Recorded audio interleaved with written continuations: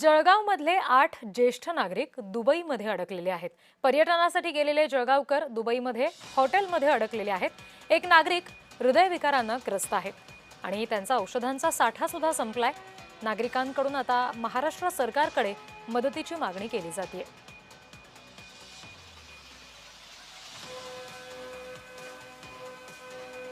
आम्ही 4 कपल जळगाववरून आलेलो आहोत आणि सगळे सिनियर सिटीजन आहेत।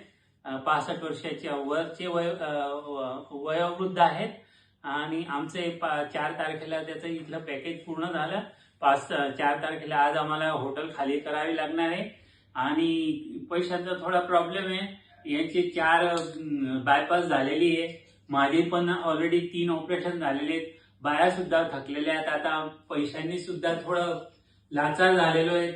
तर आम्हाला काहीतरी माननीय श्री मुख्यमंत्री आणि उपमुख्यमंत्री साहेबांनी, शिंदे साहेबांनी काहीतरी मदत करावी, म्हणून आम्हाला माय वतन घेऊन जायची कृपा करावी।